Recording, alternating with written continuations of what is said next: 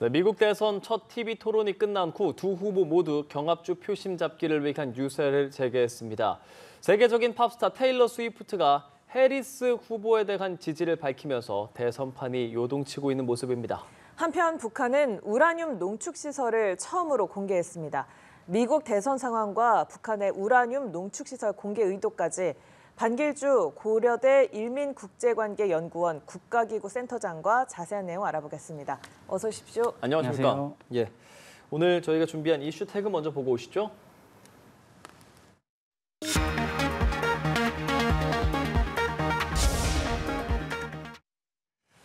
자, 미국 대선 상황을 먼저 센터장님과 이야기해 보려고 합니다. 해리스 부통령 그리고 도널드 트럼프 전 대통령 두 후보 관련한 여론조사를 먼저 보면서 저희 좀 이야기를 하도록 하겠습니다. 화면 보여주시고요. 자, 여론조사들이 있는데 그중에서 가장 먼저 지금 이번에 TV 토론 있지 않았습니까? 네. 누가 더 잘했냐라고 물었을 때 해리스가 잘했다 53%, 트럼프가 잘했다 24% 이렇게 보면 해리스가 더 잘했다는 응답이 훨씬 많거든요. 그런데 다른 여론조사 결과 좀 보여주시면요. 이로 인해서 지지율이 얼마나 바뀌었을까에 대한 부분도 궁금했는데 보면 8월 달 조사에서와 그리고 이번 TV 토론 이후 조사에서 사실상 도널드 트럼프 지지율, 해리스 지지율 그 전과 차이가 별로 없는 모습입니다. 센터장님 어떻게 해석을 해야 할까요? 이거는 먼저 지금의 그 미국 대선이 구도 경쟁이라는 게 좀 강합니다. 인물 경쟁이라기보다도.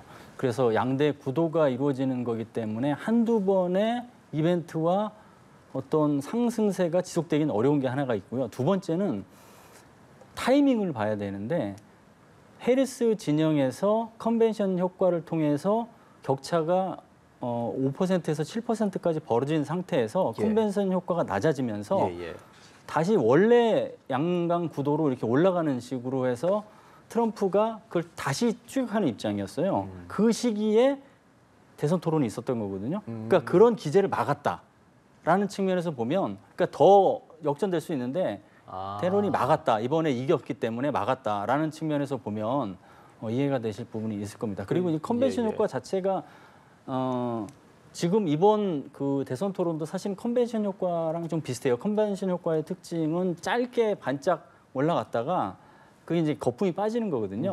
그런 것도 있었고 이제 가장 중요한 것은 구도가 트럼프가 다시 상승 기대로 하는 구도에서 이겼기 때문에 그거를 막을 수 있었다. 그렇게 보시면 될 것 같습니다. 그러면은 격차가 4%, 5% 정도 있었고 이게 거품이 시기상 빠지면서 줄어들 법한 상황에서 토론에서 다시 그렇죠. 벌어졌다. 예. 그럼 토론 효과가 있었다고 볼 수 있는 거네요? 있었다고 봐야겠죠. 예.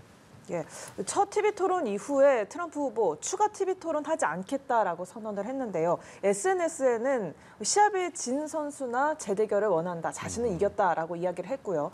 또 해리스 후보는 유권자를 위해서 토론할 의무가 있다라고 비판을 했습니다. 두 번째 토론 열릴 가능성 어떻게 보십니까? 트럼프가 원하는 조건을 들어주는 모양새가 갖추어지면 성사 가능성을 배제할 수 없다 이렇게 볼 수 있겠습니다. 트럼프가 주장 2차 토론이 해리스와의 2차 토론이 필요 없다고 하는 주장은 본인이 이겼기 때문에 필요 없다는 주장인데 그거는 현실하고 괴리가 있잖아요. 본인도 졌다는 걸 알 텐데 그렇기 때문에 이것을 그 이유만으로 안 하겠다라고 계속 끌고 가는 게 어려울 거예요. 그래서 가능성이 있는데 크게 세 가지로 저는 보고 있습니다. 첫 번째는 지금 상황이 과거에 트럼프가 해리스하고 토론을 안 하려고 했던 상황이랑 비슷해요. 해리스가 이제 지명이 되고 그러니까 해리스하고는 할 필요가 없다는 식으로 얘기했다가 나중에 그러면 ABC 포함 팍스뉴스 이렇게 더 많은 것을 하겠다는 식으로 해서 말이 막 바뀌고 뭐 그랬던 게 있었거든요. 근데 안 하려고 했다가 이제 결국은 성사된 것. 그 선례 효과라는 게 말은 그렇게 하지만 상황에 따라서 변할 수 있다. 그게 있는 것이고요. 두 번째 이제 만회 측면인데 분명히 이긴 게 명확하기 때문에 이것을 이 구도가 트럼프가 좀 불리한 구도가 돼서 트럼프 지지가 약화된다든가 그러면은 참모들이 토론을 통해서 이걸 다시 만회해야 된다는 얘기가 있을 거거든요. 그런 것을 통해서 만회해야 될 모멘텀이 되면 그 필요성을 느낄 것이다. 그런 부분이 하나 있고요. 마지막에는 해리스가 어떤 후보인지를 잘 몰라서 그냥 트럼프가 기존에 하던 방식으로 토론 전략을 가져가다 보니까 수세에 몰린 게 있었거든요. 근데 이번에 2시간가량 토론하면서 해리스가 어떤 인물이고 어떤 식으로 토론에 임하는지를 봤잖아요. 그럼 공부하고 나올 거잖아요. 그럼 트럼프가 공부해서 나오면 과거 바이든한테 이겼듯이 이길 수 있겠다라는 식의 심리가 가동될 수 있어요. 그런 거 고려한다면 2차 토론 가능성이 전혀 없다라고 보기는 어렵겠죠. 예, 뭐 일단 거부는 하고 있지만 트럼프에게 유리한 MBC나 폭스뉴스에서 주관하는 토론이라면 좀 참여할 가능성도 있다라고 보시는 그렇죠. 거네요. 예, 그렇죠. 그렇군요. 자, 그러면 혹시 부통령 후보 다음 달 1일 TV 토론이 있는데 이런 것도 전반적으로 영향을 미칩니까? 미 대선에? 우선은 예. 미국 대선 토론 자체가 이제 전통적으로는 대선판 전체에 미치는 영향은 좀 미미합니다, 사실은. 근데 이번에는 부통령들이 꽤 관심을 받지 근데 않습니까? 근데 이제 부통령이 이번에 이제 대선 토론이 바이든하고 트럼프하고의 토론 때문에 이제 대선의 어떤 무게감이 확 올라갔고요. 그랬죠. 그리고 이번에 2차 이제 그 해리스와의 이제 트럼프 입장에서는 2차 토론이고 해리스 입장에서 1차 토론 때 해리스가 과연 얼마나 해낼 수 있을 것이냐 때문에 또 올랐고 맞아요. 그런 관성이 생겨서 토론 자체에 관성이 있으니까 부통령 토론도 이제 관성이 있을 수밖에 없고요. 예. 부통령이 누가 잘해주냐에 따라서 지금 이번 했던 토론에 대한 그 누적 점수가 달라질 수 있기 때문에 그러니까 그러니까 민주당 진영에서 이기게 되면 2승이 되는 거고 예. 트럼프 진영에서 이기게 되면 1대1이 되잖아요. 그런 구도에 영향을 미치기 때문에 누적 점수 차원에서도 관심을 받는다고 봐야겠죠. 알겠습니다. 이번 토론 진행됐던 부분 다시 좀 이야기를 해보자면 트럼프 후보가 이 얘기했잖아요. 스프링필드 직접적으로 거론하면서 이민자들이 뭐 개랑 고양이 잡아먹는다 뭐 이런 가짜라고 봐야 되는 그런 말들을 했는데 그로 인한 파장도 좀 만만치 않죠. 그렇죠. 너무 이제 극단적인 발언을 했고 스프링필드가 굉장히 이미지가 나빠졌죠, 사실 지금 상황에서. 근데 더 문제는 이 토론 후에 트럼프가 그런 기조를 이어가고 음모론을 주장하는 극우 인사를 대동하고 또 유세를 차고 그러면서 그런 기조를 더 강화시키고 있어요. 그런 것 때문에 대선 이후의 판이 굉장히 혼란해지고 혼전양상인데 전체적으로 보면 그런 것 같아요. 이 대선 토론 후에 트럼프는 초재해졌고 바이든은 여유가 생겼고 해리스는 너무 자신감이 만만하다는 식의 인식이 비춰지지 않도록 약간 자세를 낮추는 그런 세 명의 구도가 나타나고 있는 것 같아요. 그러니까 트럼프 진영에서는 계속 그런 기조를 이어가는 게 초조하기 때문에 그런 거고 바이든 대통령 같은 경우는 트럼프 2024 모자까지 쓰면서 여유로움을 보였잖아요. 그거는 이제 남은 임기를 잘 마치는 어떤 그 통합의 대통령이 되겠다 이런 이미지가 있는 거고 해리스 같은 경우는 이겼음에도 불구하고 우리가 약자다라는 얘기를 하면서 이게 자칫 승기를 잡은 것처럼 해서 그 지지하는 층들이 좀 빠져나갈 거 이런 걸 두려워하는 게 있는 거죠. 그런 구도 속에서 그 스프링필드는 이제 트럼프의 초조함이 이제 반영되는 그런 것들이 나타나고 있는 게 좀 심한 상황이라고 봐야겠죠. 스프링필드가 오하이오주에 있지 않습니까? 일종의 경합주라고도 볼 수 있는 지역인데 거기서 뭐 시청의 폭탄 테러 위협까지도 벌어지는 모습으로 보면 이게 실제로 유권자들한테까지 영향을 미칠 수도 있는 겁니까? 이 지역에서는? 심리적으로는 영향을 미치겠지만 그 부동층 즉 중간 이제 부동층 외에 결정을 하지 못한 층에게 영향을 주는 게 중요한데 트럼프를 지지하는 진영과 해리스를 지지하는 진영은 굉장히 확고하기 때문에 그 진영에서의 결속력은 강화되겠지만 중간 표심에게는 큰 영향을 미치지 않을 것이다. 중간 표심은 정책적인 거에 더 그 관심을 갖고 지켜보기 때문에 전체적인 구도에서는 큰 영향은 없을 거다 이렇게 봅니다. 그리고 이런 발언들을 할 때 그러니까 트럼프가 관련된 이야기들을 쭉 할 때 해리스는 사실 뭐 표정 등을 통해서 일종의 뭐 본인의 표출을 좀 했단 말이죠. 그리고 그게 지금 온라인 상에서 밈으로까지 좀 발전이 되고 있습니다. 이런 현상들은 좀 일반적인 겁니까? 그거는 저는 그렇게 봅니다. 이번에 대선 자체가 초유의 일들이 많아요, 사실은. 현직 대통령이 2선에 도전하는데 후보가 갑자기 교체되고 뭐 그렇게 이제 또 그 후보 교체된 게 대선 토론에 또 그게 모멘텀이 됐고 이런 것들 때문에 대선 상황에 대한 관심이 굉장히 높아진 거죠, 미국이. 그렇기 때문에 그 작은 발언 하나하나에 굉장히 경청을 하고 초미의 관심을 갖고 이런 게 있는 거고요. 두 번째는 관심을 갖고 있는 대선 토론장에서 대선 후보가 이야기하는 것들이 보통 대선 토론장에서 보기 힘든 이야기들이 있었던 거예요. 극단적인 발언이 있었고 개, 고양이 잡아먹는 극단적인 발언이 있었고 그러니까 극단적인 발언에 맞는 어이없다는 표정이 나왔잖아요. 굉장히 패러디하기 사실 좋은 소재죠. 그러니까 그게 이제 그 패러디에 물결을 탄다? 그렇게 보겠죠. 예, 뭐 이 티벳 토론 분석 중에서 두 후보가 쓴 단어에 집중하는 내용도 좀 있더라고요. 트럼프 전 대통령은 타자를 지칭하는 그들, 좋은, 나쁜 이런 단어를 좀 많이 썼고요. 해리스 부통령은 미국, 미국인, 일, 가족 이런 표현을 많이 썼습니다. 뭐 각각 어떤 의미가 담겨 있을까요? 저는 트럼프와 해리스가 생각하고 있는 청중이 달랐기에 화법도 달랐다. 예. 그렇게 보거든요. 트럼프는 그야말로 민주당 진영, 해리스가 되겠죠. 해리스를 비방해서 심리적으로 위축해서 바이든과 비슷하게 현장에서 이렇게 완전히 이제 그 패자가 되도록 만들겠다라고 하는 그런 게 있었고요. 반면에 해리스는 미국과 미국인, 민주주의를 강조하면서 예. 약간 통합적인 메시지, 즉 미국 전체를 위한다. 청중이 예. 미국인이다라고 얘기했어요.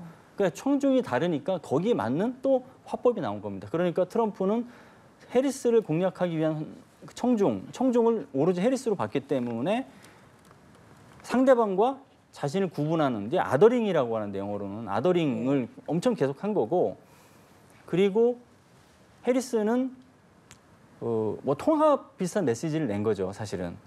이런 미국이 지금 본인이 대통령이 돼서 원래 미국 본연의 모습을 찾아가야 된다라는 메시지를 내서 미국 예. 전체를 바라보고 거기에 맞는 통합과 포용의 메시지를 보여줬다 그렇게 봅니다. 예, 예. 대선 이제 본격 시작됐다고 볼 수 있는 상황으로 보이는데 사전 투표가 이제 뭐 주별로 다르기는 하지만 이제 막 시작이 본격적으로 되지 않습니까? 미국인들 사전 투표 뭐 어느 정도 유권자들이 참여하는 지금 분위기입니까? 사전 투표를 하는 방식은 예. 두 가지가 있는데 우편 투표하고 투표소 가서 투표하는 게 있는데요.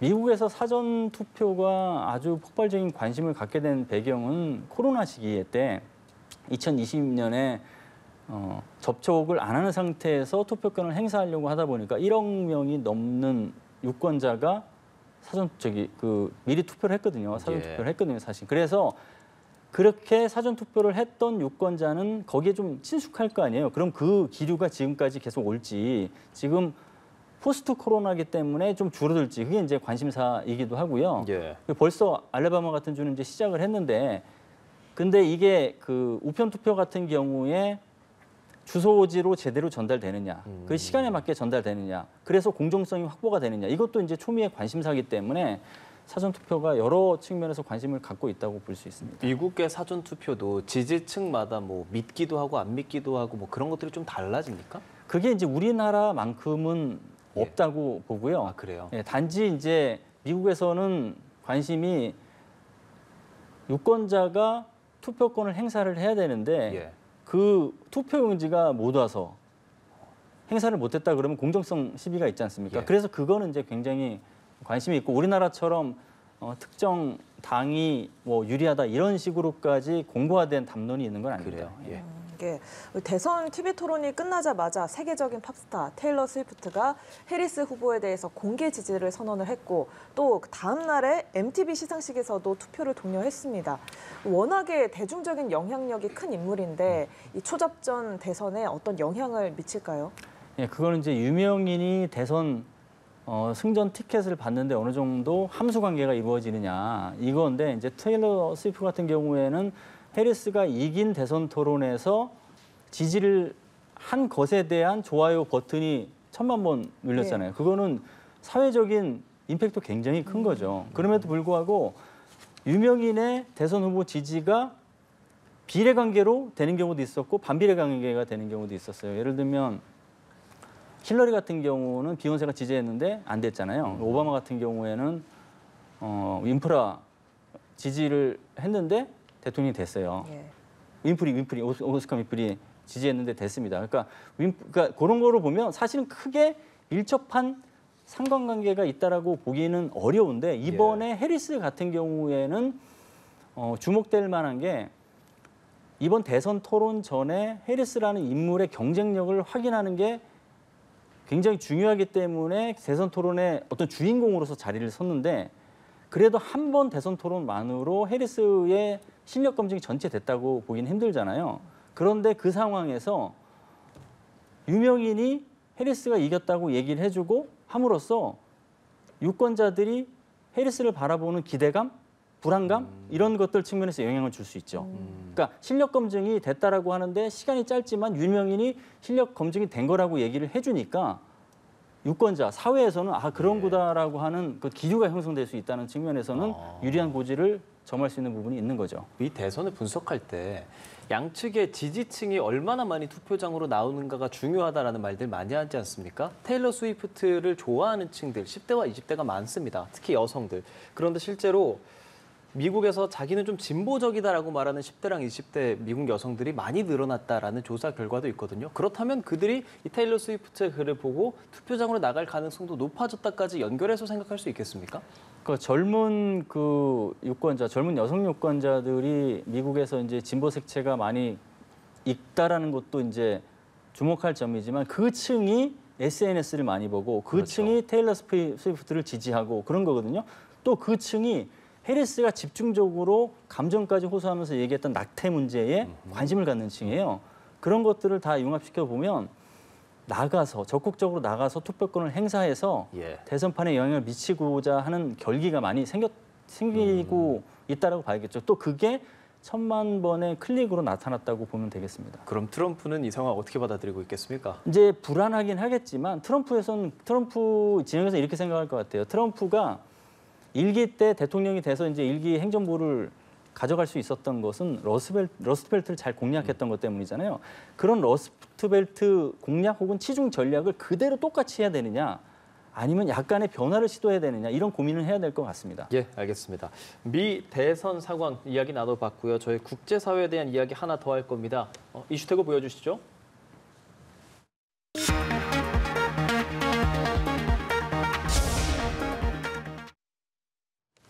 네, 이번에는 북한 이슈 짚어보겠습니다. 북한이 김정은 위원장이 핵심 핵시설을 시찰하는 모습을 공개했는데요. 북한에서 우라늄 농축시설 공개는 이번이 처음이죠. 예, 우라늄 농축 시설을 공개한다는 것은 저는 그렇게 봅니다. 핵실험을 공개적으로 하고 그걸 국제사회에 다 공개하는 수준이나 다를 바가 없다고 봐요. 왜냐하면 핵무기를 만들려면 기포장치, 운반체, 그다음 핵물질이 필요한데 예. 운반체는 예를 들어 ICBM, SRBM 여러 가지 당 만드는데 그 운반체들의 핵물질이 없으면 핵탄두를 실을 수가 없기 때문에 그냥 재래식 무기가 돼버려요. 예. 핵물질이 있어야 되는 거죠. 그렇기 때문에 굉장히 비밀 기지에 준한 시설이고 그것도 전략 비밀 기지예요. 근데 공개했다라는 것 자체가 굉장히 그 아주 다양한 셈법을 갖고 있게 하고 있음을 가늠하게 하는 부분이고요. 예. 더군다나 북한의 핵 프로그램이 국제사회로부터 지탄을 받는 것은 비확산 체제 위반인데 그 비확산 체제 위반이 뭐 탄도미사일 기술, 뭐 핵실험, 뭐 여러 가지가 있겠지만 거기에 또 가장 중요한 고강도 위치를 차지하고 있는 핵물질이에요. 그렇죠. 근데 핵물질을 기하급수적으로 늘리겠다라고 한 상태에서 그것을 현장에서 그렇게 하고 있다는 걸 보여주고 준 거기 때문에 그냥 그 비확산 체제 위반, 그다음에 규칙 기반 질서 위반을 정면에 대놓고 한다는 것이기 때문에 굉장히 큰 사안이라고 봐야겠죠. 그러니까 이게 국제사회에서 북한 너 핵 있지? 이렇게 말하는 거랑 북한이 핵 있으니까 핵 시설 보여줄게라고 말하는 건 사실 다르지 않습니까? 그렇죠. 예. 그 의미를 북한이 모르지 않을 텐데 공개한 의도에 대해서 저희 하나하나 좀 얘기를 듣고 싶은데요. 공개를 한 것은 굉장히 이제 여러 가지 이유가 있다고 봐야 되는데 우선은 지금 미국 대선 토론을 전후로 해서 그리고 대선으로 가는 과정에서 핵물질까지 이제 공개하는 단계를 가만히 보면 예. 구구절의 즈음에서 ICBM 뭐 시찰을 했어요. 그거는 미국을 겨냥한 거잖아요. 미국을 겨냥해서 핵 무력 현실을 한 것이고 그 다음에 SRBM을 이제 발사를 했어요. 그건 SRBM은 핵탄두를 탑재해서 한국에 공격을 가능해요. 한국을 대상으로 이제 메시지를 낸 거예요. 그리고 핵물질을 보여줌으로써 그러한 것들을 엄청나게 많이 만들겠다라고 이제 한 것이기 때문에 그 의미가 굉장히 크고요. 그리고 두 번째는 많은 무기를 만들어내면 상대방에게 지렛대로서, 즉 레버리지로서 그 강도가 높아져요. 즉 미국을 상대로 협상을 할 때 내가 이 정도 갖고 있으니 아, 너도 이만큼 내놔야 된다. 그것을 많은 무기를 보여줌으로써, 그러니까 핵무기가 많다라는 걸 보여줌으로써 미국 당신도 내놓을 게 많다라고 얘기하는 게 이제 되는 거죠. 그런 것도 있고요. 그리고 좀 더 우려되는 대목은 원래 그 핵무기라는 것은 사용하기 위해서 만드는 게 아니라 억제를 위해서 만드는 거예요. 갖고 있음으로써 상대방이 공격하지 못하게. 그래서 뉴클리어 터부라는 말도 핵금기라는 말이 있습니다. 핵을 사용하지 못한다는. 근데 핵을 그냥 만들어서 공격하지 못하는 수준을 갖는 게 아니라 엄청나게 많은 양을 만들어서 원심 분리기 막 수만 개 있는 정도로 보여줄 때 엄청나게 많이 만드는 거잖아요. 예. 예. 많은 것을 만들었다는 얘기는 그러한 이제 단순하게 몇 개의 핵무기를 만들어서 막아내는 게 아니라 많은 양의 핵무기를 만들어서 핵 강국이 되겠다라는 얘기를 한 거죠. 핵 강국이라고 하면 P5 수준의 핵 강국이 되겠다라는 것을 해서 핵 강국이라는 지렛대를 갖고 핵 강국으로서 국제 무대에서 행보를 하겠다. 그게 이제 녹아 있는 것이고요. 그리고 그 많은 핵무기 중에는 전략핵도 있을 테고 그 강도가 낮은 전술핵도 있을 테고 있겠죠. 그리고 미국이 지금 갖고 있는 저위력 핵무기 그 수준까지도 생각해서 여러 가지 핵무기를 다양하게 만들어서 공격할 수 있는 핵무기도 갖겠다. 예. 그리고 그 공격할 수 있는 핵무기를 한반도에서 전쟁이 일어날 경우 군사적으로 활용하겠다라는 거하고 다 연결시킨 거라고 봅니다. 왜냐하면 지금 김정은의 행보가 전쟁 준비 행보 속에 핵 위협이 이제 가시화되는 것이거든요. 예. 그래서 과거 1950년의 6.25 전쟁과는 달리 제2의 6.25 전쟁이 일어나게 되면 핵무기가 가동될 것이다라는 것을 이제 현시하는 측면이 굉장히 강합니다. 근데 그럼 미국이 실제로 그런 북한의 어떤 협상 카드를 늘리는 부분에 대해서 어떻게 반응을 보일 거라고 보세요? 그게 이제 대통령이 누가 되느냐에 따라서 굉장히 다른데 지금 바이든 정부에서는 핵 군축은 옵션이 아니죠. 그러니까 핵을 많이 가져서 미국과 협상하는 것은 핵 군축을 한다는 건데 핵 군축이라고 하는 것은 핵 보유국이 핵무기를 갖고 있으니 그 위협을 줄이자.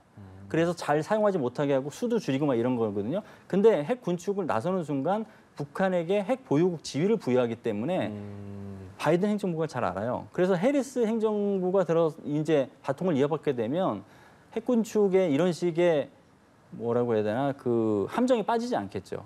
근데 트럼프는 협상을 굉장히 좋아하다 보니까 그것도 이뤄낼 수 있는 협상이라고 생각하는 측면이 있어요. 그래서 이제 시작을 핵구축으로 해서 비핵화시킬 것이다라는 이제 이상을 갖고 이제 접근할 수 있는데 사실은 북한이 지금 보내는 행보는 이렇게 핵 시설까지 고농축 우라늄을 만들어낼 수 있는 시설까지 공개한 것은 핵을 포기할 의사가 없다라는 것을 보여준 것이거든요. 그리고 김정은 입장에서는 유은 통치를 완성했다는 것을 보여준 것이기 때문에 트럼프식의 거래가 북한의 비핵화를 달성하는 거하고는 거리가 멀기 때문에 누가 대통령에 따라서 예. 아무튼 협상 자체의 판이 달라질 것이기 때문에 그런 시나리오는 봐야 되겠습니다. 네, 이런 가운데 북한과 러시아가 밀착 행보를 보이고 있는데요. 세르게이 쇼이구 러시아 국가안보회의 서기가 평양을 방문해서 김정은 위원장과 만난 것으로 알려졌고요. 이 자리에서 지난 6월 북러 정상회담에서 약속했던 김정은 위원장의 모스크바 답방 계획이 논의됐을 가능성도 있겠습니까? 지금 일단 쇼이구가 방문한 것은 예. 북한이 러시아와 맺은 조약, 즉 새로운 동맹이 창출된 것에 대한 후속 조치죠. 그래서 후속 조치를 단계적으로 밟아가는 건데 굉장히 제가 보기엔 템포가 빨라요. 네. 빨리 있기 때문에 그 템포가 빠르다는 것은 또 다른 정상회담에 대한 어떤 그 분위기로 감지할 수 있겠죠. 그래서 그 현장 속에서 김정은이 다시 러시아에 이제 가서 정상회담을 이어가서 지금 모멘텀을 더 살리는 것, 그거 플러스 실제로 구체적으로 이행해야 될 것들을 어떻게 이행해야 되는지, 예를 들면 뭐 탄도미사일을 지금 그 포탄뿐만 아니라 탄도미사일도 보내고 있는데 탄도미사일의 수량과 품질을 어떻게 높여서 보낼 것인지, 대신 북한은 무엇을 받을 것인지 리스트를 작성해 놨을 건데 그 리스트를 플러스 마이너스 하면서 구체화하는 것들이 있을 것이라고 보고요. 이렇게 그 북한과 러시아의 조약의 후속 조치 일환뿐만 아니라 또 쇼이구 방문이 주목을 좀 해야 되는 부분은 북한이 고농축 우라늄 시설을 공개한 그 타이밍에 맞춰서 쇼이구가 방문했다는 거예요. 그렇죠. 그거는 러시아가 북한의 핵 보유국 공식 인정을 지지하고 있다라는 신호를 보내주는 측면이 있거든요. 그게 이제 굉장히 우려되는 대목이죠. 러시아가 유엔 안보리 이사국 상임 이사국이잖아요. 예. 그 국가가 이제 그런 신호를 굉장히 많이 보내왔는데 지금은 그 보내는 신호보다 좀 강해졌어요. 그런 측면에서는 쇼이구가 북한 땅에 있는데 그게 이제 국제사회 전체 다 보도됐잖아요. 예. 그럼 쇼이구가 인정한 거나 마찬가지. 쇼이구가 인정했다는 것은 러시아가 그렇게 뒤를 봐주고 있다는 것을 좀 더 도드라지게 한 대목이죠. 그리고 나서 김정은이 모스크바 답방하게 되면 정말 그런 공고화가 완성이 된다고 그렇죠, 볼 수도 그렇죠. 있겠네요. 예, 예. 그러면 지금 어쨌든 전쟁 중이지 않습니까? 러시아에게 북한이 무기를 주고 미사일, 탄도미사일 같은 거 넘긴다는 것은 기정사실로 볼 수 있는 겁니까, 완전히? 그거는 이미 그 증거로도 많이 확인이 예, 예. 됐고 탄도미사일 북한이 이제 SRBM 위주인데 단거리 탄도미사일도 확인이 됐고 뭐 포탄도 다 확인이 됐고 그건 기존 컨테이너 컨테이너 같은 거를 통해서 정황도 확인이 됐고요. 사실 증거는 이제 넘친다고 봅니다. 그래요. 근데 지금의 상황은 좀 전에 말씀드렸다시피 거기에서 그치지 않고 이제 북한이 러시아에 무기를 줬는데 불량품들이 많았어요. 그래서 좀 개선해서 보내주는 것, 그 품질을 개선해서 그리고 수량도 늘리는 것 그런 것까지 지금 논의되고 있다라고 보는 게 맞는 군수 것 같습니다. 공장을 가동한다라는 게 그런 의미죠, 그렇죠. 예, 그러면? 예, 예. 알겠습니다. 네, 또 지금까지 미국 대선 상황 그리고 북한 국제 상황까지 함께 짚어봤습니다. 지금까지 반길주 고려대 일민국제관계연구원 국가기구 센터장과 함께했습니다. 고맙습니다. 고맙습니다. 감사합니다.